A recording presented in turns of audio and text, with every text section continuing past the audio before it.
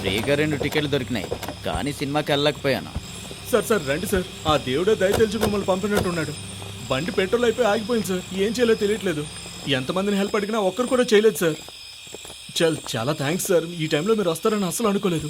Thank you. And by the way she is Deepa sir. Thank you sir.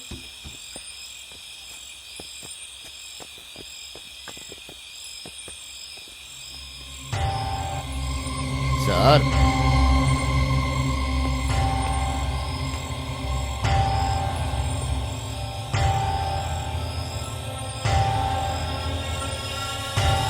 ఇలా రావయ్యా. Sir చెప్పండి sir. ఏంటయ్యా ఇది? ఏంటా టైర్ అంతా రక్తంతో తడిచిపోయింది? సమాధానం చెప్పయ్యా. మాట్లాడుకోండి, రిలాక్స్. ఎక్కడ ఎవరిని గుద్దేసి చంపేసి వస్తున్నారు? చంపడమా సార్? మేము ఎవరి మీద కారు ఎక్కించి చంపలేదు సార్.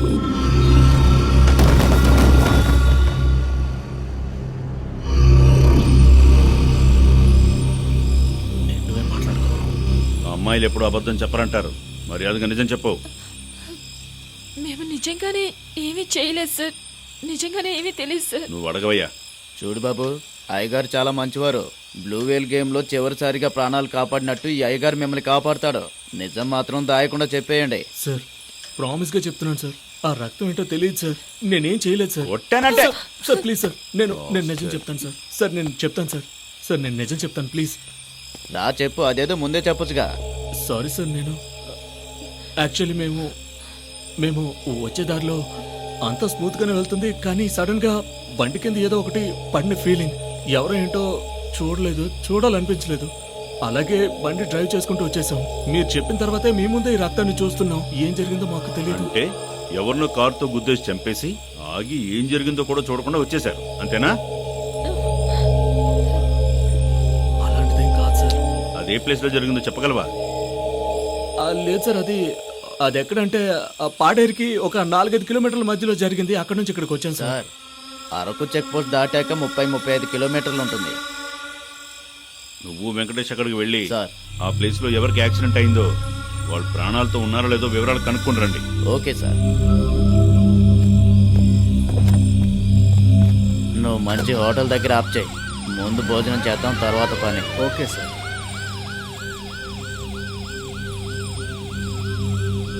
వీళ్ళ జోడి చూడటానికి బాగుంది కదా? బాగుంది సార్. ఎన్ని సంవత్సరాలుగా లవ్ చేసుకుంటున్నారు? సార్ ఒక 1 ఇయర్ నుంచి సార్. ఆ రోజుల్లో ఒక అమ్మాయిని చూడాలంటే ఎన్నో రోజులు జపం చేయాల్సిందే. కానీ ఈ రోజుల్లో వాట్సప్, ఫేస్బుక్ అంటూ ప్రేమలు ప్రహరీలు దాటేస్తున్నాయి. నాలాంటి వయసు అయిపోయిన వాళ్ళందరికీ ఫీలింగ్స్ ఎలా ఉంటాయంటే ఇప్పుడు 20 ఏళ్ల వయసు నుండి బాగుంటుంది అనిపిస్తుంది. వయసు అయిన ముసలోళ్ళకి ఇదే ఫీలింగ్స్ కదా సార్. నేను ఇప్పుడు జోక్ వేసాను, మీరు ఎలా నవ్వారు? వీళ్ళిద్దరిని చూడండి, అసలు నవ్వే లేదు సార్. ద్రోహులు వీళ్ళు. ఒక హత్య చేసి వచ్చి ఎలా నవ్వగలుగుతారు?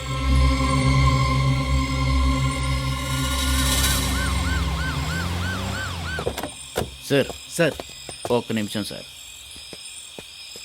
సార్, మీరు చెప్పినట్టుగా నా స్పాట్కి వెళ్ళి చూసాము.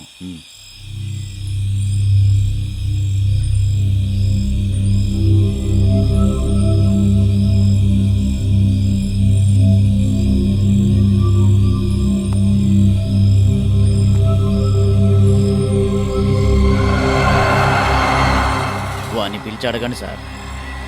ఇలా రవయ్య. సార్ చెప్పండి సార్. ఈ అమ్మాయిని మీరు కారుతో గుద్దేసి చంపేసి వచ్చారు.